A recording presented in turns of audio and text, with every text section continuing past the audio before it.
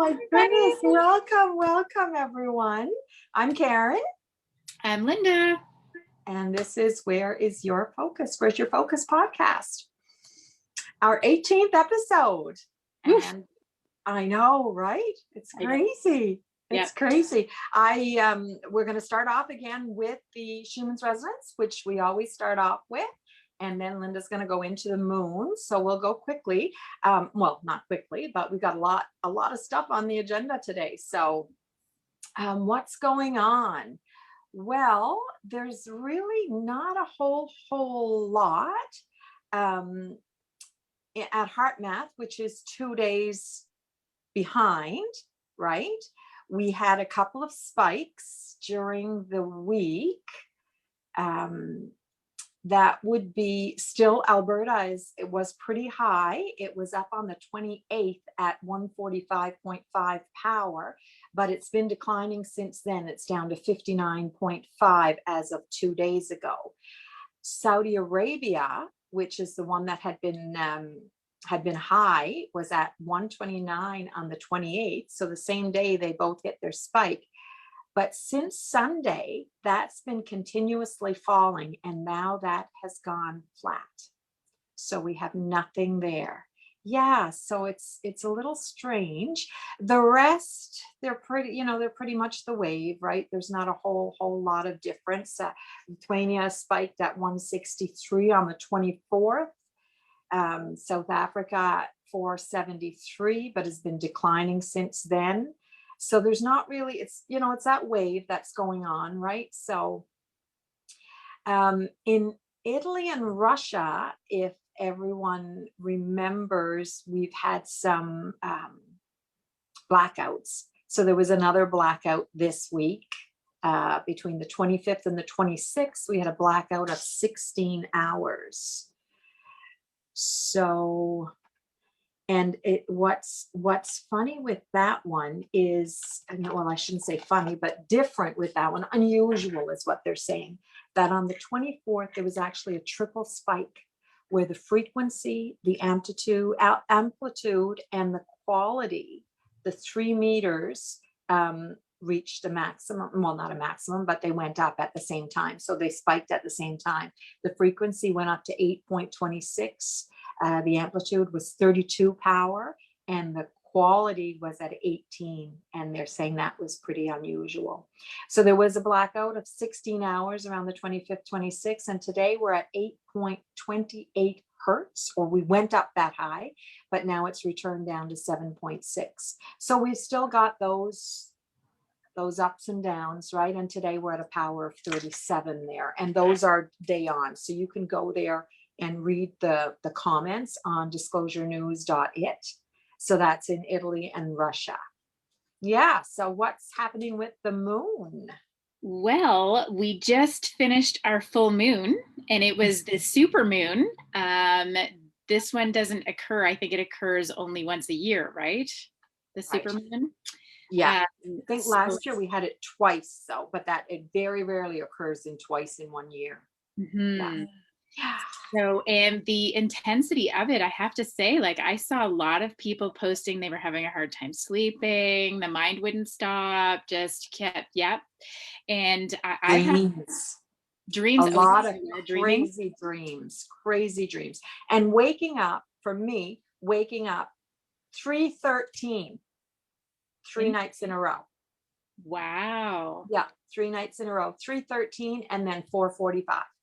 3 nights in a row. It was crazy. Yeah. It's interesting because I was kind of following a thread where everybody was saying that on Saturday to Sunday they couldn't sleep, but after 5 a.m. they could all go to sleep. And that's part of it, right? Yeah, we switched from Virgo into Libra. Now, Libra tends to have more of a harmonious, relaxed emotional feeling behind it. But Virgo is very intense, very analytical, very hard on yourself kind of thing. And so I feel like that was kind of what was going on, right? So that heavy analytical, the heavy overthinking, your tasks were just getting to be too much. And then we switched over into that Libra, and it was like, everybody just calmed down. I was like, Makes that's perfect sense. interesting. And it's only interesting because now I'm really paying attention. So now I can kind of see how things are, like when the moon shifts, how, sometimes you see how what people are talking about shifts a little bit. Right.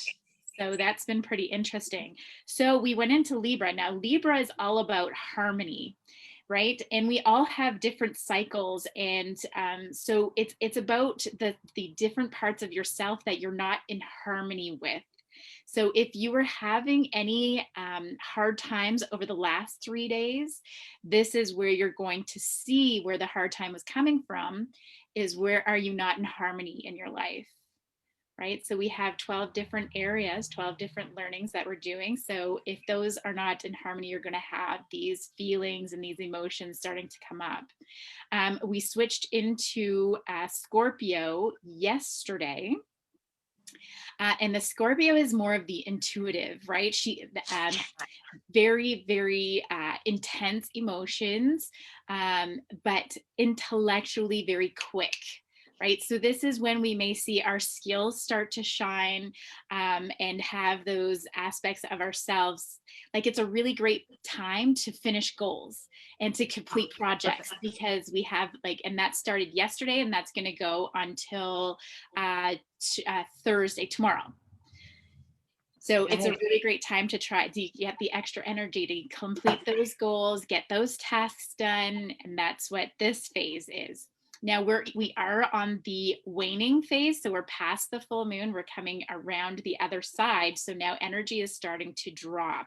So once because now we're starting to go towards the new moon, right? Where we have more of an internal energy type of feeling.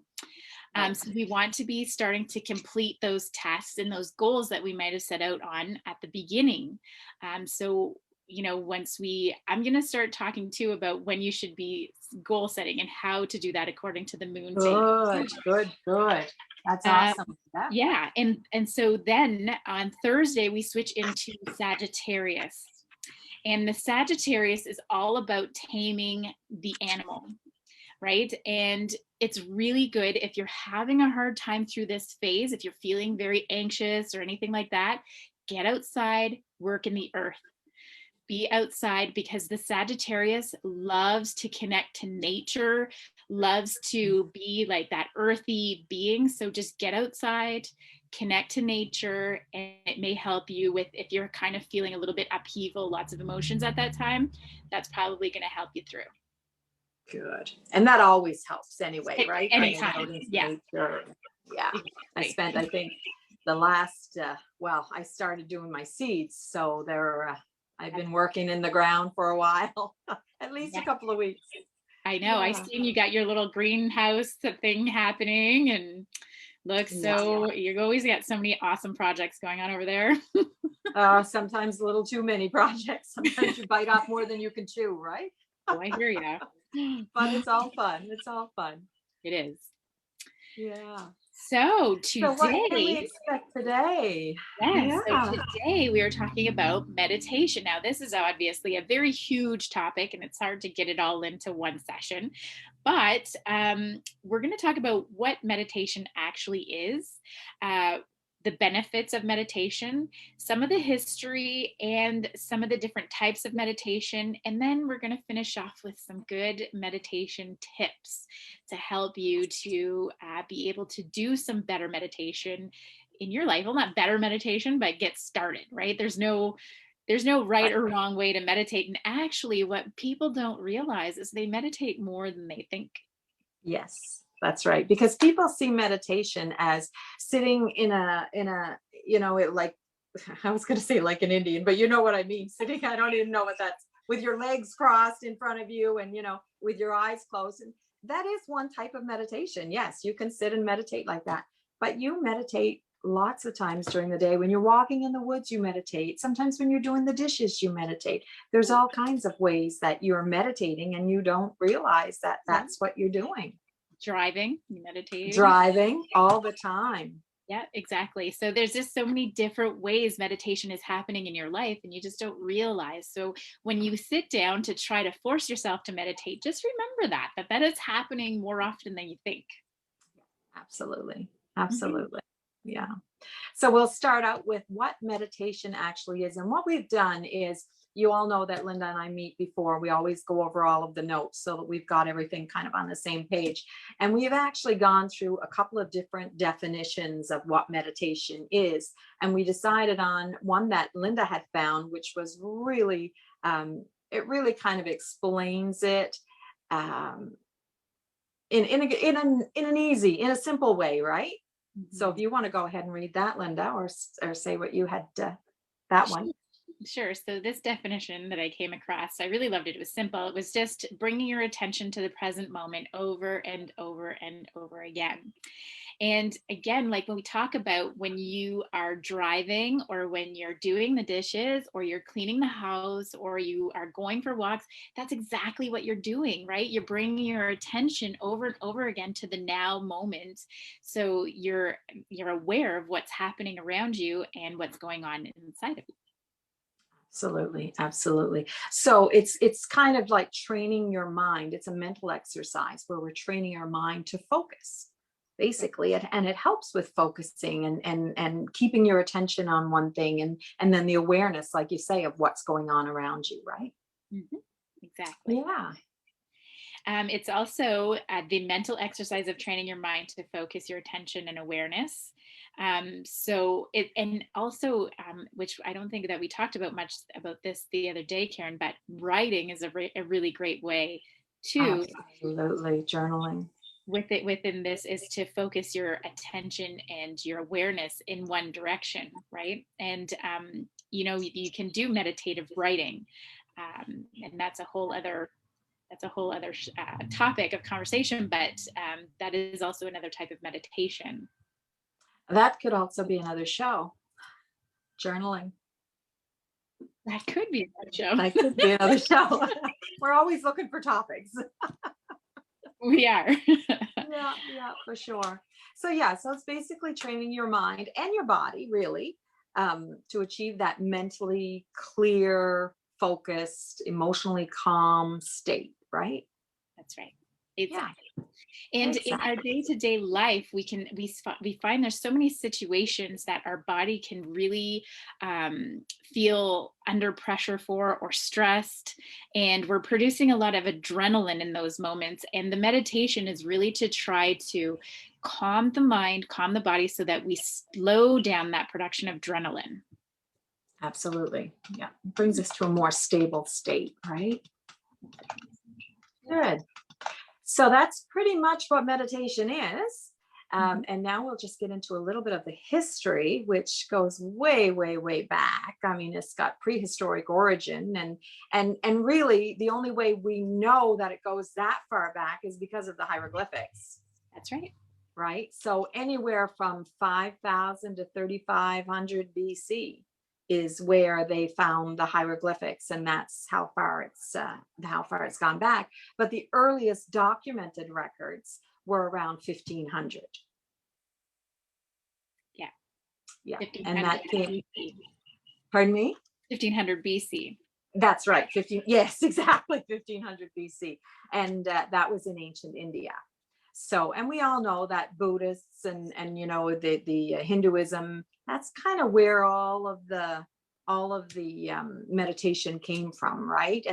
And then the yoga came into it, where the collection of the 196 sutras, that writing that was done, came in around 400 BC, and there was a couple of other things written around that time, and then that brought us to around 538, 597 BC. Yep. Yeah. Yeah. And that was how do you pronounce his name again? Shish. Yi. Yi. Z. But he was the first one that took all of the collection of the different types of meditation and found a string between all of them to start being able to teach all of these different methods of meditation. Which then that was the origins of the Zen meditation. And so then it kind of morphed over the years. And then the first, what was it? The very first hall, the very first place that opened in Japan in 653. Yeah, the first meditation hall. Mhm. So, I mean, it goes back. It goes way back, right? It's way back. And then we fast forward to the 18th century, where the translation of the teachings then started to travel and come more to the West, right?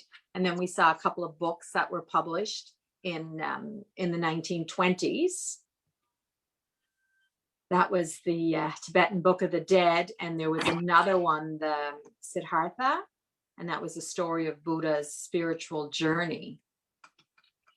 So, and then from there, where did we go? Then we have there was the 1950s Vipassana.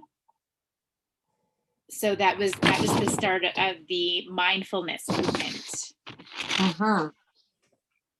Right. And then another published, the Dharma Bums was another one that was another book that was published there. So, and then it got into the Hatha Yoga, right, which is the transcendental meditation. That's where that began, right? And it's so amazing because we went over all the different types of meditation and the types, the styles of the types. You see every tradition and every religion has a different style to each type, which is so incredible. There's so many, we'd never be able to get them all in.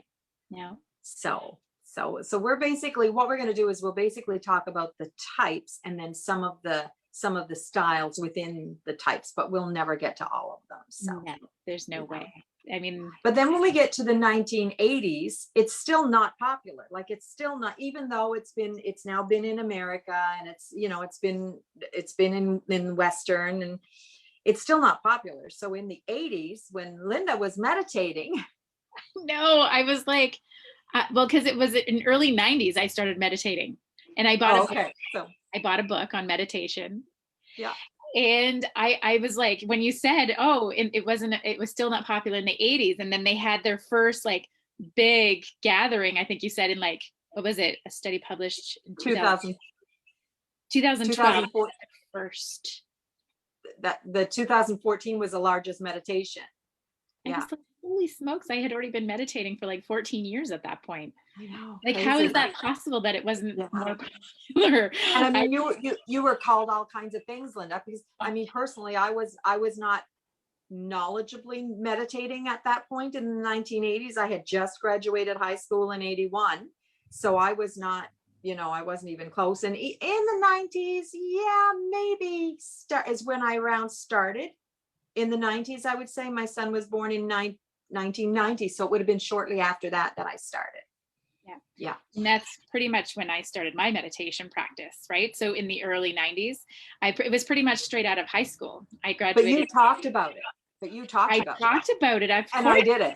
Because it was changing my life. And so I just wanted to help everybody, because that's just the type of person that I am. And people were calling me a Bible thumper. And like, I was like, I've never read the Bible. I don't even know, how could I be a Bible thumper? But yeah, it was pretty funny. And I was coming to all of these really profound spiritual understandings too, through meditation. And I was just trying to share what I was learning, and it was just not being received. Yeah, you're definitely ahead of your time. I look back, it's so funny. And I still have all the papers. Like, I wrote a lot. I've always been a writer, but I wrote a lot at that time because it was just such a powerful experience. So Hi, Robin. I just noticed Robin made a little comment there. It was 4 minutes ago, but hopefully you're still there. So then we get into some of the big names around the 90s, right? With Deepak and Toll, who came out with The Power of Now, and that's the spiritual guide, right? And in 2007 is when the National Center for Complementary and Alternative Medicine started bragging about how there was 9.4% of Americans that had meditated. So I would be curious to know what that percentage would be today. Well, I'd have to say it's much higher. I Oh, mean, we absolutely. know, It has to be. absolutely know the benefits of meditation, and we know that there is more people that are doing it, right? Absolutely. Absolutely. Because then in 2012, you really started seeing the meditation groups pop up, and then the teachers and the advocates at the colleges and the clinics. And yeah, so that all started in 2012. And actually that's when the awakening actually, well, it's been going on for a long time, but that's when it was really A huge profound, when it shift. started, right? The Yeah. big shift. There was a big shift in 2012 to where there were more and more that were coming in on a much larger scale, bigger waves, I guess. Mhm. Right? Yeah. Yeah. And Amazing. then like you had mentioned a few minutes ago about the largest meditation that had been up to that point was in 2014, and that was over 100,000 people from nearly every country, and that was hosted by Deepak. Amazing. I Yeah. just want to say something else too, because I remember this was in the early 2000s. Now, let me just make sure I get my right. So, around 2005, I was Okay. studying nutrition at that time. And I was taking classes with a man. He was local, and he was selling healing water. Right. So it's like Okay. prayed over water, that it's something like holy water, except, and he had presented a study at that point where it was I think in Boston or possibly Okay. Chicago. There's a large body of water, anyways, and they had dispatched a bunch of monks to meditate and pray around this large body of water, and it Okay. actually reduced the crime of the city. Wow. That's Hmm. amazing. That's Yeah. amazing. That Yeah. is amazing. And he was coming with it as, meditating and putting prayer and intention in water and how that can change the atmosphere, right? But they actually could see a reduction over the next month of crime in the city. And they did it 2 or 3 times. So they would do it for so long and then see the changes and then stop. And then things would go back. And then, so that's how they knew that it was actually working, Actually right? working. Wow. So amazing. I mean, it works. We know it works. Anybody who's tried it and stuck with it knows that it works, right? Yeah. And so, I mean, from there, it's just been growing over and over, bigger and bigger, right? So, and we see it, we see the online meditations that have thousands and thousands of people attending, Yeah. right? I would love to go to one in person, to where there was bunches. And can you imagine the energy? Yeah, it would be incredible. It really That would. would be amazing. Like a hundred Amazing. thousand people together in one spot would be incredible, right? But it really, proximity, I don't feel makes that big of a difference. Like I did a meditation with a group meditation with, oh boys, Christina K. Watts. Remember, I had told you about her. Anyway, Yes. she was doing a huge meditation around some of the children and stuff back when that was going on. And I took part in that, and I found that to be extremely powerful. And there was about 300 people involved. Yeah. And there's no end to the energy, right? Like it's you think it and it's there. I Yeah. know I had done a meditation one time, Linda, and I don't know if I ever told you, but I probably did because we talk about so much. But it was a meditation to where there was a specific number of people that I didn't know how many there were going to be. It was going to be somewhere between 8 and 11 or whatever.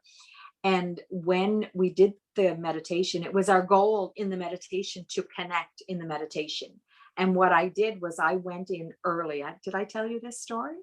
I don't I think. went into the meditation early, about 5 minutes early. We had scheduled it for 9 o'clock in the morning. And I went in at 5 to 9 because I wanted to connect with the energy, and I wanted to see if I would be able to notice a difference as people came in. Okay. Mm-hmm. And what happened was I went into meditation so quickly, and such a strong connection, because I had this intention in my head, right? Mm-hmm. That as people started coming in, I actually saw them come in. Amazing. I saw them come in as light beings in human form, but they were just pure light. And I saw them come in. There was one that laid, there was the rest, most of them were sitting. I counted the number as they came in. And at the end, we all had a conversation about it. And I asked, and it was the exact same number of how many were in the meditation was what I saw come in. So Incredible. for me, that was just, and I mean, that wasn't that long ago. That was maybe a year and a half ago. Mm-hmm. And that just, well, it blew my mind. Yeah. That was crazy for Yeah. me, right? Yeah. So, yeah. So it's amazing that what can happen in meditations, Mm-hmm. but what can happen anyway. It is. Yeah. Yeah.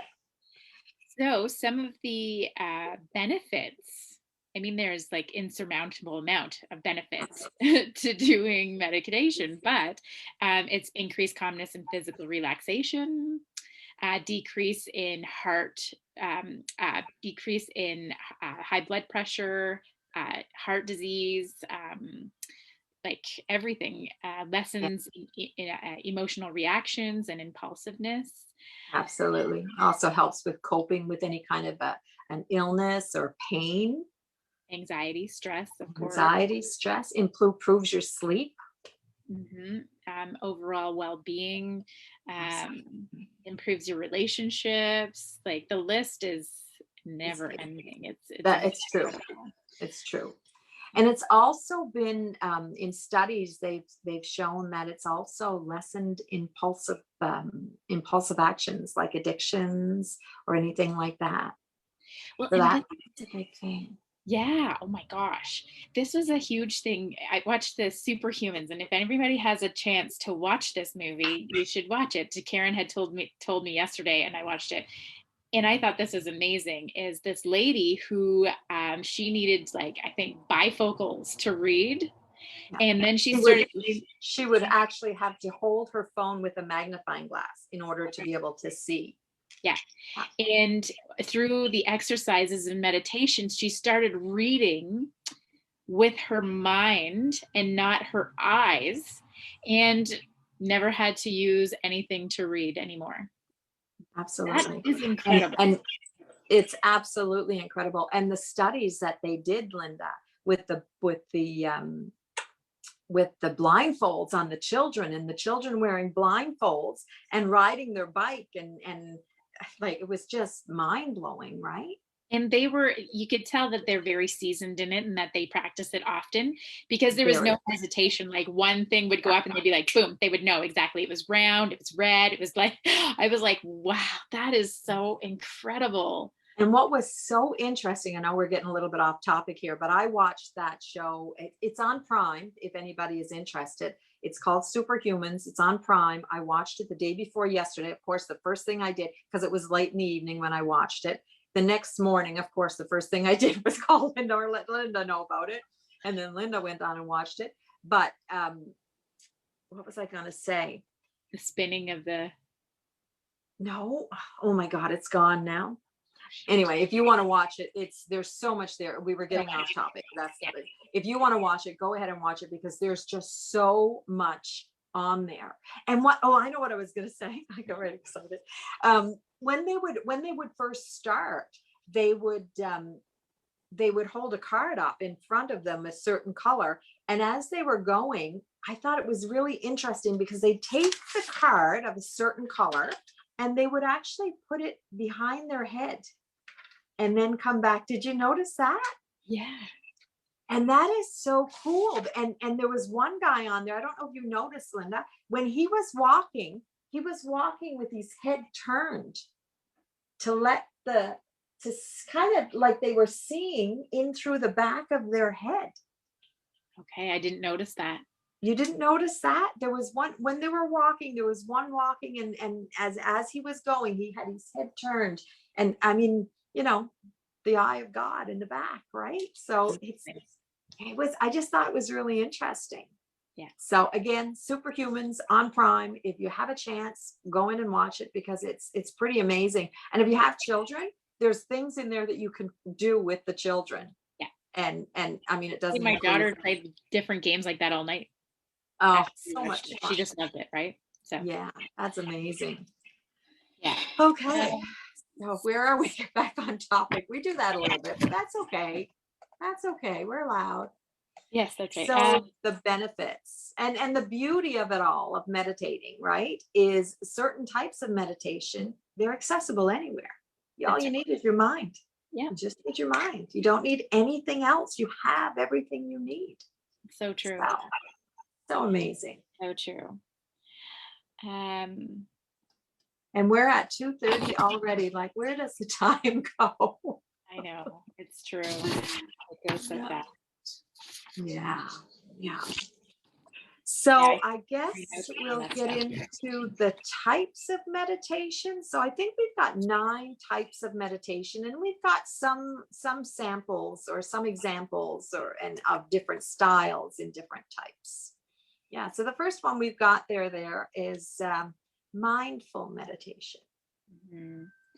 So I think this is probably the most common one, Yeah. right? And this is the one where you're literally just bringing your attention back to your present moment. You're watching the thoughts go by. You're not getting attached to anything that's being coming into your awareness. And it's crucial not to get attached to judgment in this time, and allow everything again to just float by like little clouds, right? Um, Which can be really helpful when you're standing in a line waiting, I don't know how many times I've gone into meditation right? when you're like Yeah. stuck in traffic or you're so like you're just like, "Oh, I'm just gonna meditate." Yeah. It makes time go by so fast. It really does. I mean, you're aware of everything that's going on, but without holding that judgment, it kind of, your anxiety doesn't get high if you're waiting in line for a long period of time, or if you're, at a red light and there's some whatever happening in front of you or whatever, right? Well, and I don't know how many times I've been in situations like that where I'm getting irritated and I'm getting whatever, and then I'll go into meditation and boom, everything shifts so fast Yeah. because it's just, it's like you just get into that space where all of a sudden the energy now is just, oh, we're just going to flow now. Yeah. And that's just it. It's getting into the flow, right? And just Exactly. allowing. Yeah. Yeah, it can make your life a lot easier in those situations. So it really Yeah, can.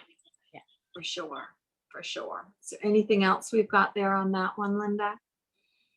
Uh, Yeah, just talks about, calmly noticing your surroundings and including the sights, the sounds, the smells that you're experiencing at the time. It really calms you down. and this is the one, and it says here, this is the one that's been studied the most. Yes. So it's the one that when you are going into your meditations, you're actually lowering and lengthening out your brain waves. So alpha brain waves is where we tend to go during our meditation practices, but the more we practice, you can go deeper and deeper. And you can switch into the early stages of theta brain waves. So Calming, theta, what's that? calming, very calming. Very calming. And this is where we start to get intuitive ideas and problem solving, and different things that don't come in when you're in your beta faster brainwaves, right? Exactly. So this is why they study these so much, because they want to know how easy it is for humans to access this, right? And that brings to mind, Linda, on that show, that movie that we watched, The Superhumans. Did you notice the guy who was doing the software errors? He would go into meditation before he would start looking at the software. He was a programmer or an analyst or whatever, and he would go in, and if he went into meditation first, mindful meditation, before he started work, the errors in the software would show in red. Right. So And you would, yeah, and get the impulses on how to solve it. exactly. Amazing, amazingly incredible. This gives me chills. There's so much, right? There's just so much. Then we move on to spiritual meditation. Now, this is when we're getting more into prayer. And so it's like you have an intention behind the meditation. You have an intention to connect to source of some way and be able to connect a little more to understand, what you want to achieve. If you want to send healing to somebody, if you want to, what else? You want to bring an influence into your life. Hi, Debbie. If you want to, Hi, Debbie. we're not seeing if there's anybody watching at all today, so I'm so happy we have some people here. Yes, for sure. So say hi if you're here watching, guys. Yeah.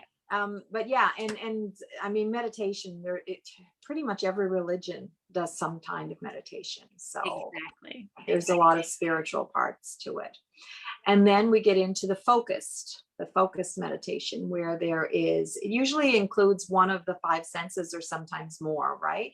So an example of that would be your breath awareness meditation, to where you're focusing on your breath, right? Mm-hmm. Or like listening to sound. Hi, Judy. Hi, Judy. Yeah, and there was another one that we had through focused. I'm trying to remember. Sound and sight, because even when you're doing, like when you're working on the mandalas, like we had talked about in the last show, that is a sightful meditative practice, right? Right. And movement again, but we have movement meditation coming up, so. Yeah. And that's the other thing. Some can be Overlap. part of more than one type, so they'll overlap, right? Yeah, it's pretty. It's pretty cool. But yeah, even touch, like with the malabeads, right? When you're meditating and you could be in spiritual prayer, but you're also focusing on your touch, because you're using the malabeads. So true. Right. So that's another example of where they would overlap. Yeah.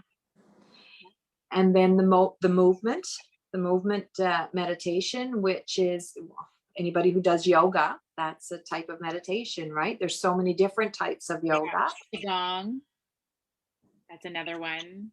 All kinds. Yeah. Tai Chi. Yeah. Tai Chi. I love Tai Chi. I used to do Tai Chi a lot when I was younger. When I owned the gym in Bathurst, which was not that long ago, but it was about, I guess it's getting long ago now. It's like 12 years ago. I used to do Tai Chi after every workout. Nice. Just maybe 10-15 minutes of it, but that's all you needed. And it was so relaxing, and so the movement is so smooth, right? So yeah. I love Tai Chi too. Qigong is very interesting as well. It includes more of the breath work with movement, and it's interesting as well. So yeah. Then we have the mantra. So using different types of sound and chants to go into meditation, and we did a show on that last time. It's such a powerful way, and I've had a very powerful experience, more than one, with chanting. So it's just such a great way to bring on a meditative state. Mm-hmm. And more are getting into that now as well, the chanting with the yoga, with the meditation, right? Yeah. It's becoming much more popular because people are realizing that you're using certain chants, it really does initiate deeper places in the subconscious mind. Absolutely. And then we get into the progressive relaxation, which is sometimes called the body scan meditation. And I'm sure a lot of you have already done that, to where you scan the areas of your body for tension, right? And in when the children sleep over, my grandchildren sleep over probably once or twice a month. And I have a CD that they really enjoy with meditations on there, and one of the meditations on there is so cute. It's a body scan, right? And it has them where they would tighten their muscles and then release, right? And they really crack up at it. I mean, for the first couple of times they watched it, I think they laughed more than they did anything else. Because after she would do everything, after she would say, tighten your hands, tighten, you make this really tight, and then release and let it go. And they, every time she'd say, then let it go, they would start to laugh. But now they're to the point where they sit, where they lay, because it's always before they go to bed, right? And they lay and they go through the meditations. They're only 10-15 minutes, and they love it. That's awesome. So Yeah. yeah. So Ella there's different too. ways. Oh, sorry, go ahead. Yeah, no, Ella too. Like I do different recordings of meditations, and they just love, because their imagination is so wild that Absolutely. if you just feed it a little bit, they have like this really amazing experience. So Really. Yeah, it's great. So that's a good one. So again, some of the forms of that meditation require to tense your muscles and then relax your muscles. Sometimes it's just going through your body. Are you reading something? Tension? yeah, Patricia Who just has said tension? tension. Who has tension? Oh my, Patricia, you always make us laugh. We're so happy you're here. Yes. Patricia's so faithful. She's here every week. We love her. Yeah. So yeah, and then some of the body scan ones, you're just actually going through to see how your body is feeling, right? That's What right. different parts of your body is talking to your body. Yeah. Yep. I definitely talk to my body on a The regular organs, basis. We have everything. full dialogue, and it answers. Isn't it amazing though, eh? Isn't it amazing? It really does. It gives you answers. It It's so does. cool. Patricia said, I Yeah. love you too, ladies. Ah, And then the next one that we have is the compassion, loving kindness meditation. It involves sending goodwill, kindness, and warmth towards others. This helps with anger, frustration, resentment, interpersonal conflicts, reduces anxiety, stress, and PTSD. that's a great one. It is. Well, Really. anytime we bring love into our heart and send it out, how can it not do anything but reduce anger and frustration and anxiety and Yep. And I was in a really big habit.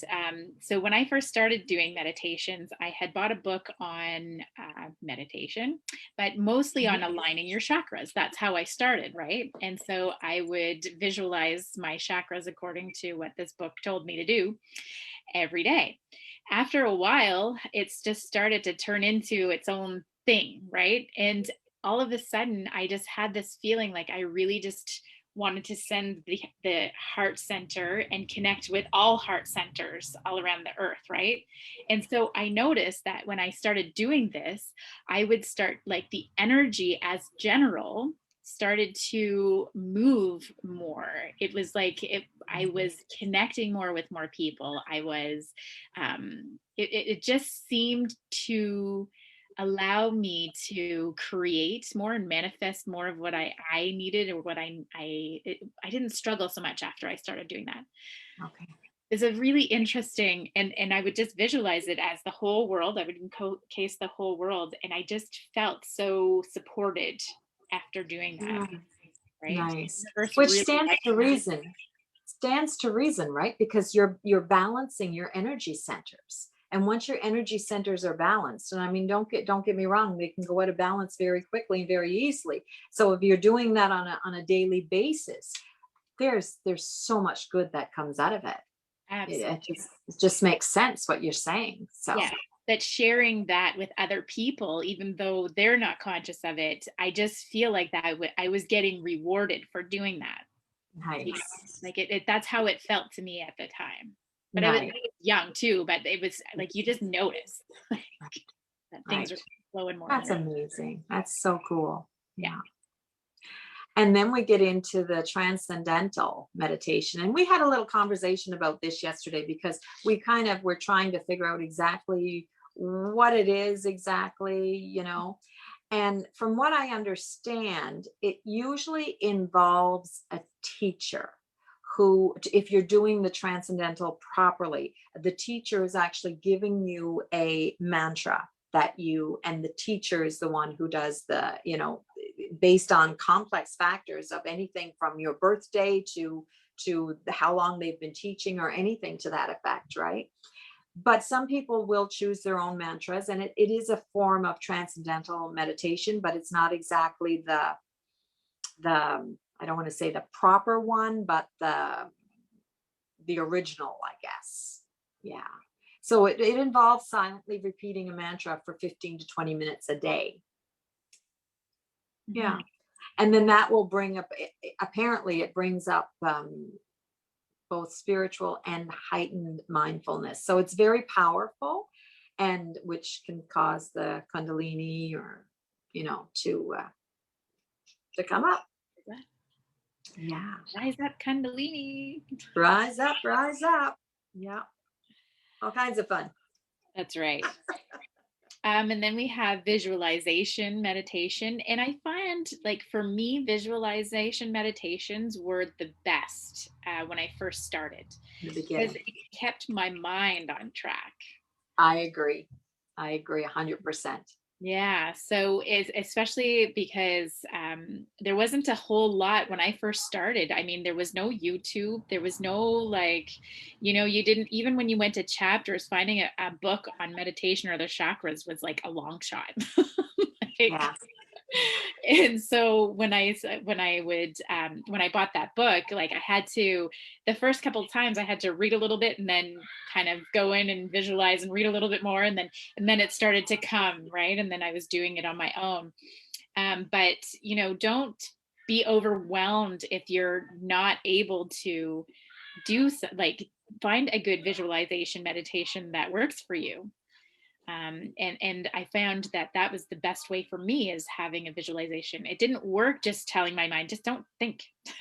Yeah. There was just no way. It just was like taking off on its own. And then, which is completely normal.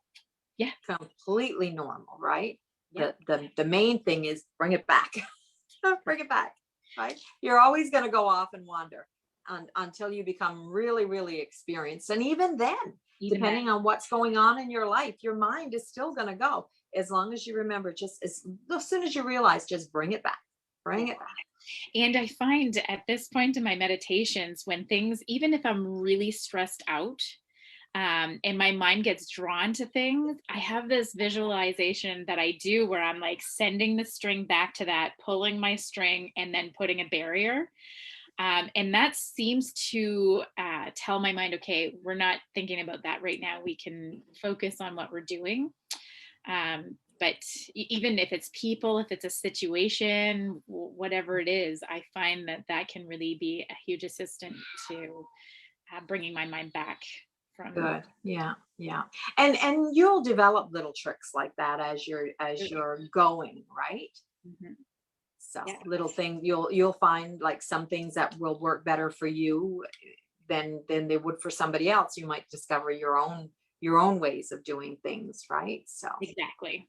Yeah. So that's great. Practice makes perfect. Practice makes perfect, for sure. And then we had talked about how some types of meditation fall into more than one, some styles of meditation fall into more than one type, which we had talked about a little bit before. So, yeah. So we have the Kundalini yoga, which is one of those that would fall into a couple of different types. That's right. That's right. And then there's also, like, because we didn't talk much about the tantra, so that's like it takes another person, but it's like the sexual meditation yoga that you're doing. That's a whole other field of its own too. Mm-hmm. And that would involve more than one of the types as well, right? So like the Kundalini would be the movement, the mantra, and the focus. So you'd have the three in there, is because you're blending the movement with the deep breathing and the mantras, and would be the same thing with the tantra, right? That's right. Yeah. So there's, like we say, there's more than a couple actually, that involve more than one type. So your focus can be on one or two things while you're meditating, or more, depending on what's going on. Yep, absolutely. Yeah. So if you are looking for how long it'll take till you start to have the benefits of meditation, each person is their own unique journey. So you can't put a time frame on how long that's going to take. No. And also, depending on the type of situation that you're in, with your health or with your state of your life or the amount of stress that you're going through, this all plays a factor. But every little bit helps. Absolutely, for sure. Yeah. And we have to remember that it's not a results focused undertaking, right? Like we're there to calm the mind, to calm down, but we're not focused on that, because the minute that you focus on doing it wrong is when it's going to go. You're just not going to be able to get there, right? Should I say the parable that I was telling you yesterday? Yes, yes, yes, yes. Go ahead. Go ahead. So the Zen parable attached to meditation is, well, the one that I've been referred to several times is, man climbed the mountain to finally get to the monk for days and days. And he gets to the monk and he goes in, he's like, I'm so happy I'm finally here, that I can learn how to meditate and learn how to, become enlightened. And so the monk goes up and takes his tea and starts filling his cup. And then he fills his cup, and then his cup is overflowing and overflowing and overflowing. And the man says, what's going on? Why are you doing this? The water's going everywhere. And the monk said to him, you can't you can't receive on a full cup. So you need to allow your cup to drain to be able to receive new ideas and new ways of looking at things. So when your mind is full, you're not really sitting in the meditation. You're not. So the whole point is not to attach yourself to what you see and what you feel and all of the things that are happening in your life. There, really know that, yes, it's intense. Yes, it's crazy, everything that's happening, but really it's an illusion. So you have to learn how to step back and detach. And this is part of what happens when we're doing meditation, is you're slowly detaching from the reality. So your internal reality becomes more powerful than the external reality. Right. It's like stepping outside of the box. You can see inside, but you're not overwhelmed with it. Yeah. On top of you, right? So, yeah. So a few tips for starting out in meditation would be to start slow, right? Right. You're not going to go into a meditation when you're first starting and sit there for 30 minutes, nor do you have to, even if you've been doing it for years and years. Meditation can be 2 minutes, it can be 5 minutes, it can be whatever you want it to be. But when you're starting out, if you start out slow and then build on that, it's going to be a little bit easier for you. So anywhere from 2 minutes to start, and then try to increase from there to whatever feels comfortable for you. And don't let anybody tell you, oh, you need to meditate for this amount of time, or you need to do this, or you need to do that. No, you don't. You do what you feel you need to do for you. Yeah. And also become aware of the times that that you're meditating, and you're just Without doing your realizing. ordinary, regular, and you can be like, hey, did my meditation today. That's right. That's right. Yeah. And again, like we said, don't get caught up with doing it right or wrong, right? And check in with your body. Like you had said, Linda, when your cup is too full, you can't get anything in, you got to drain. So check in with your body. Like, how are you feeling? Are you too tired? Are you too busy? Are you like, what's going on with you at this moment in time? Is it a good time for you to meditate? And perhaps find a time during the day that is the best time for you to meditate. For me, as I know a lot of people, it's the morning. When I first wake up in the morning, that's my first meditation. Half of the time, I'm not even at a bed. Yeah. Right. I do. That's when I do mine. I do it at night when I go to bed, and when I wake up in the morning. That's my two. I like to do it at night before I go to bed, because I'm clearing everything, so that when I wake up in the morning, this is me. It's what I'm picking up on is my connections to the world and what my messages are. That's in the morning. I pick up on that. At night, I'm just clearing my attachments to everything. And a lot of time at night when I'm meditating, I actually fall asleep. Oh, geez. I know. I was like that for years too. I remember there was one time I was meditating, right? And what I would do at this time in my life, I would just light a little candle, right? And then I would lay down, and then I would concentrate on the flickers of the shadows of the candle. And that would help me to go into a meditation. So I go into this really deep meditation one day, and my brother, on my dad's side, he comes into the room and he's like, oh my God, she's got this candle lit. So he comes over and he's like, all of a sudden I feel this like being like, right. My Oh, goodness. like, oh my God, what the heck? What are you doing? Yeah. Anyways, he's like, oh, I was just blowing out your candle. Oh my goodness. Too funny. I Too know. funny. Very funny. Yeah. Oh my goodness. So another trick is like we had said, the guided meditation is really good, but also your breath, right? Counting your breath as you start. It's that focus, right? It's just that focus that you're looking for, or a mantra, whatever, whatever works. And expect your mind to wander. Your mind is going to wander, like we had mentioned earlier. It's going to wander. It's okay. All you have to do is notice it, acknowledge it, be kind to yourself, bring it back. That is one of the biggest things about meditation that I've seen over the years that people struggle with the most is, why can't I do it? Why am I not doing it? What's wrong with me? There's nothing wrong with you. You're meditating whether you realize it or not. And also just give yourself some time. If you find that you're having a really hard time, like getting your mind to slow down, get out a piece of paper and write for a little bit, then go back and go into the meditation. Or just, you have to love yourself. You, through every stage, it's so important to be compassionate and loving towards yourself and everything that you're trying to learn. You'll learn so much faster if you can have that approach to yourself. Yeah. And it can get frustrating. It can get very frustrating if you're not getting where you want to be or where you think you should be with the meditation, right? Like you say, just be kind to yourself, and don't give up. Just keep trying. Just keep trying. Keep going at it. And don't give up, because I promise you will get there. That's right. And even if you just decide for 1 minute, you're going to sit down and, try to, if your mind is busy, that's okay. But for 1 minute, you're sitting, not doing anything. You're not connecting to anybody. You're not talking to anybody. Nobody's talking to you. Just 1 minute. If you have to go lock yourself in the bathroom, make it look like you're taking a poo, do that. That's right. And that's all you need. Yeah. Drumming for me. That's what Patricia says. Oh, drumming does it for me too, Patricia. I love it. I absolutely love drumming. I've actually taken a couple of different courses on drumming just in the past week. Nice. So yeah, it's exciting. I have to practice now, but it's really, I love drumming. That's one of my big things. I know, Linda, drumming is not your best thing, but for me, I love it. I love it. I love sound, and I love the drums and all of that. It's just not something that I'm really pulled towards. That's all. Right. Yeah, that's it. Although you do like the crystal bowls. I love the crystal bowls. You'll have to come over and play those again, Linda.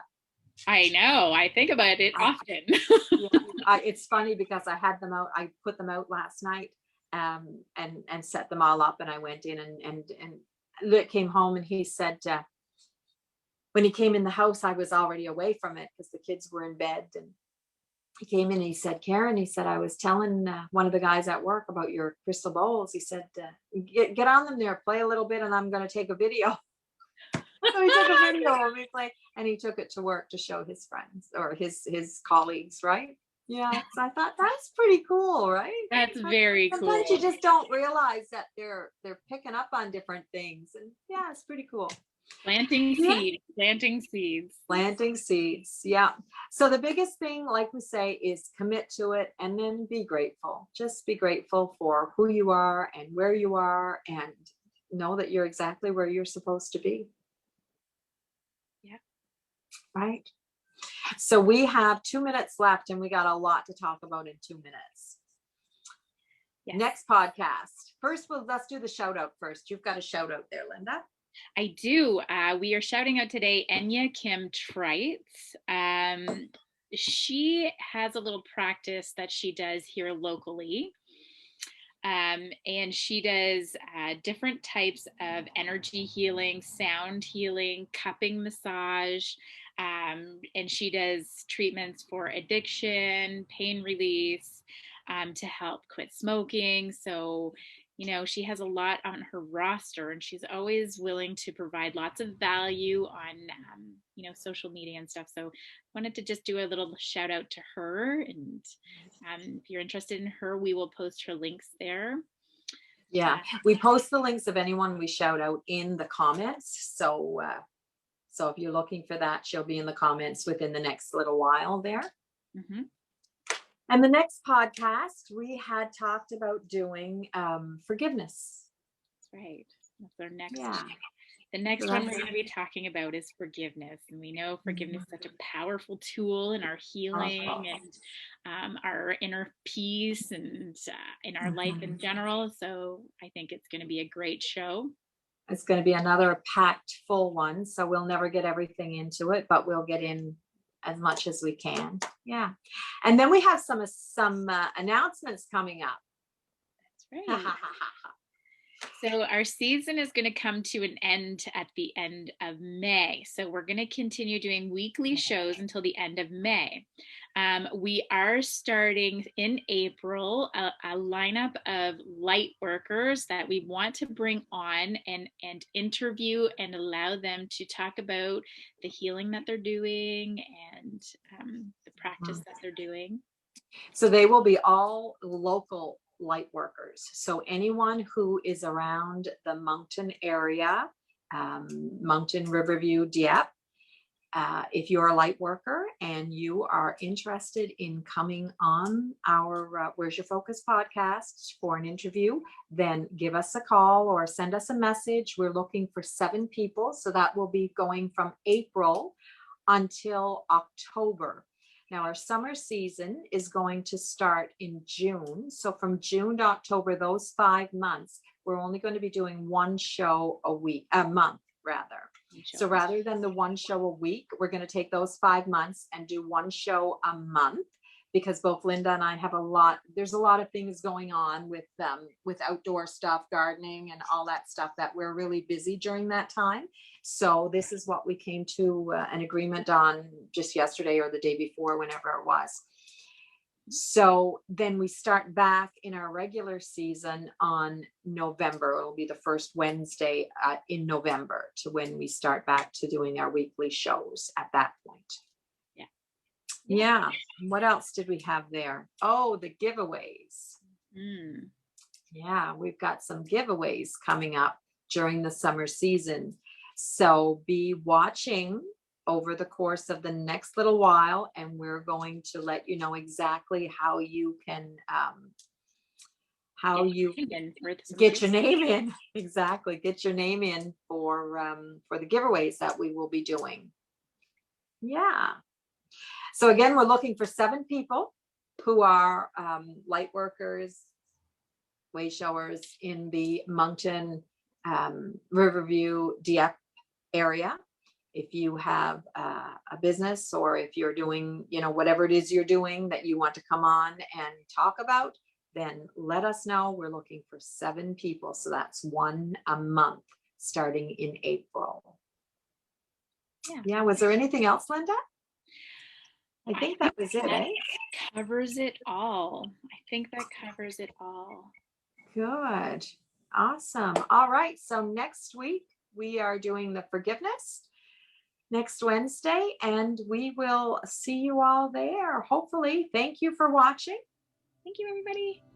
Bye. Take care. Bye.